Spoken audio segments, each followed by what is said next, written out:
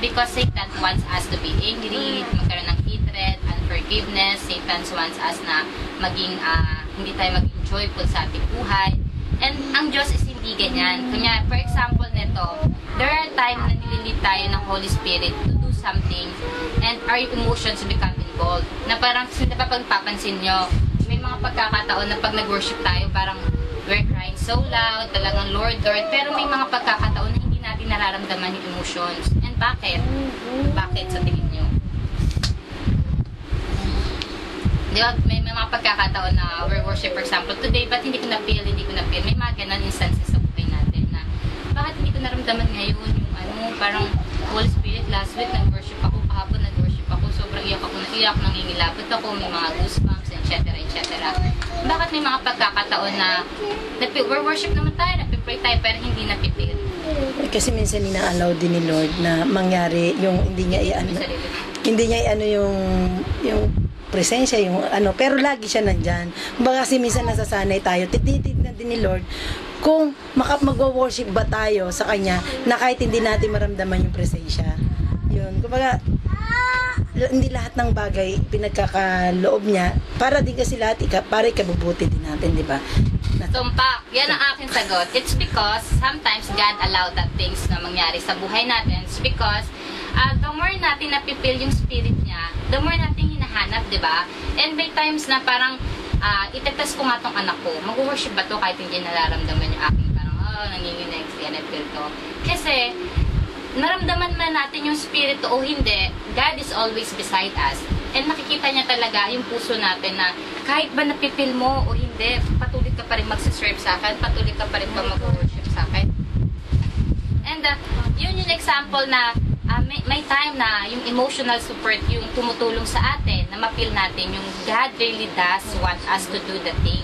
Tinatanggap natin dahil sa emotional support as confirmation ng will ni Lord. Di ba may time na nag-pray tayo tapos makita natin, mapipil talaga natin by His presence na ito kinonfirm na ni Lord yung isang bagay na matagal mo nang pinagpipray or something. Mararamdaman mo talaga God answered me in that way.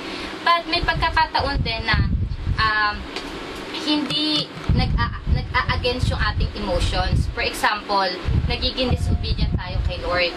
May mga pagkakataong ganun na for example, dumating na yung negative emotion sa atin and someone is sasabihin ng isang tao na Irene, hindi yan, tinuturuan ka lang, ganito, ganyan. It's because negative yung emotions mo, ay mo itanggapin yung advice ng taong yon.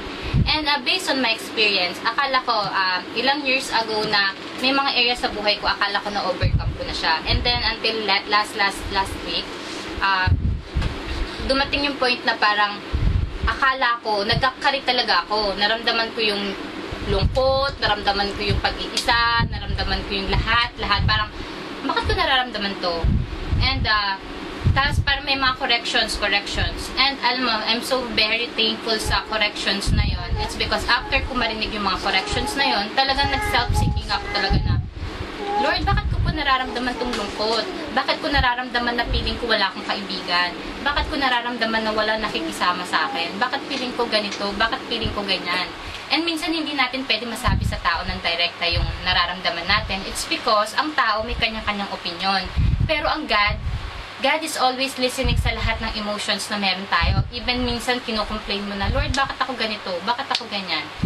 And then, just a small voice na sinabi niya na parang, even ganyan ka, hindi kita hinusgahan. I'm still loving you. I'm still love you.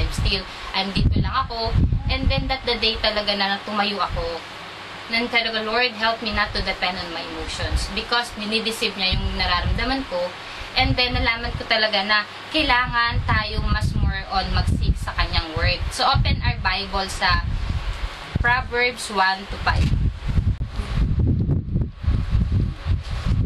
Pamamagitan nito, ang matalino ay lalong tatalino at magiging dalubhasa ang kakaunti ang kaalaman.